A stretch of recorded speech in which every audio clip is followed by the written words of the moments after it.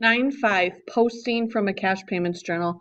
We have one objective. You need to be able to post cash payments to an accounts payable ledger and a general ledger.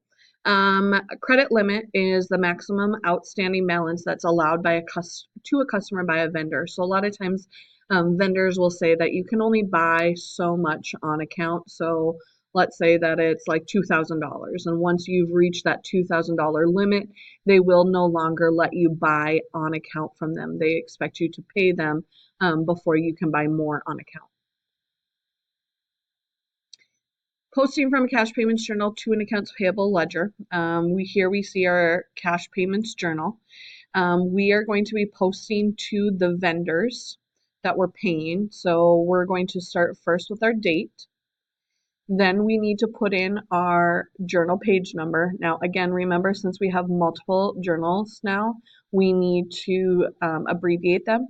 So we're going to abbreviate cash payments as CP21. And the reason that we do CP is because we're also going to have a cash receipts journal. So we do need to label it as CP for cash payments journal, page 21.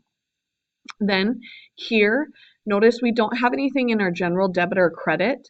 Beard and Chemicals actually goes with this column 3 here, our accounts payable column. Because accounts payable, we're specifically looking at this account payable, Beard and Chemicals, or Bearden. So I'm going to, notice it says debit, I'm going to debit that account. Then I need to find my new balance. I had a credit balance and I'm debiting that account. So that means I'm subtracting, and here is my new balance. In this transaction, I am paying Baird or Chemicals, and so therefore my balance to them is going to go down. And then my last step is to take my vendor number 210 and put it up on my journal page. Okay, next example is we are going to be posting to our purchases. Purchases is actually going to be in our general ledger, or our general ledger. So here we're going to start with our date like usual. Again, we're going to label this as CP Cash Payments Journal page 21. Here we're looking at our general debit and credit columns. We have a debit of $480, so we're bringing that down. We need to then find our new balance. We had a debit balance and we're debiting, so we will add those two together. And then our last step is to bring that, and this is not a vendor number, this should be account number. We're bringing that account number up to our journal post reference column. Okay, next we are total proving and ruling our journal. So first we're going to put in our date. Well, actually first we should have a single line rule, but date, we're going to label that as totals. Then they put in their single line rule. Remember, the single line rule just means that we're going to add up those columns, and then we'll simply do that. We'll add up those columns and put in our column totals. We do want to make sure that our debit totals equal our credit totals. So we have 2 debit columns here, and then we have 3 credit columns here, here, and here. So we want to add up our debit and our credits to make sure that they equal. Once they equal, then we will double line rule. Next, then we're going to be posting our totals. Now, we've seen this before. We do not post our general debit and credit column totals because we don't have an account to post to. So we're going to put those check marks underneath those 2 totals. We are, however, going to post these 3 totals because these are my special amount columns.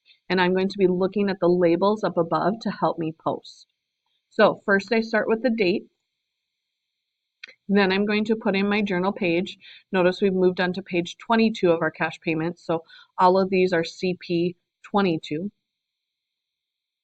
And then when I look here, I have my accounts payable. This is a debit, so I'm bringing this total and I'm debiting accounts payable.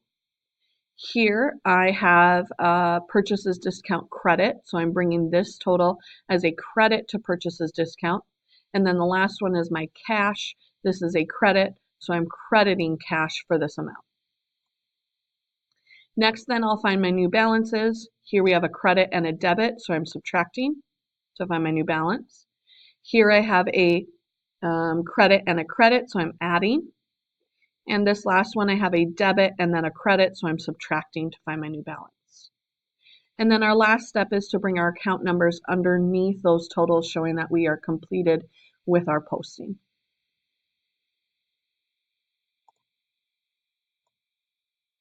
Here they're showing us our completed accounts payable ledger. So we see all of our vendors and we can see how much we owe each vendor.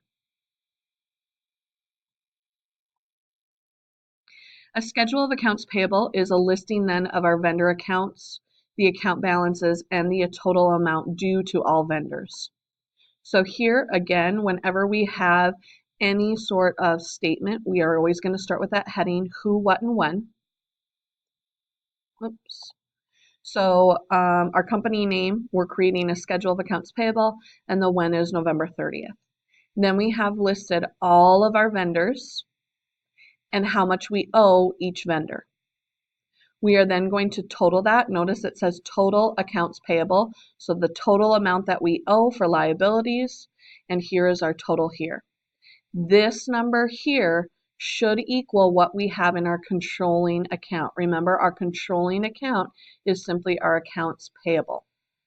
Our accounts payable is in our general ledger, and that should equal the total of what we owe all vendors. Number one, in which column of the cash payments journal are the amounts that are posted individually to the accounts payable ledger?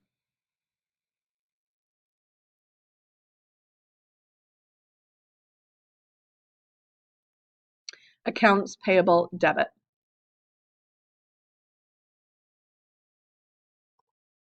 List the 5 steps for ruling a cash payments journal at the end of the month.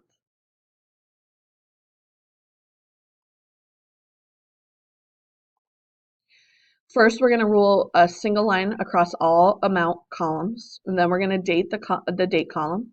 Then we're going to write the totals or the label totals in the account title column. Then we're going to total each column. Then we're going to make sure debits equal credits and then double line rule.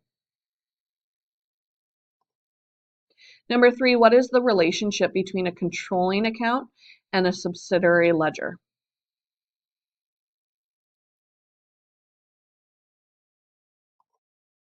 A controlling account balance is going to be the general, or in a general ledger, must equal the sum of all of the account balances in the subsidiary ledger. So when we looked at this, we are looking at the accounts payable subsidiary ledger. So all of those vendors and what we owe them is going to be in our subsidiary ledger.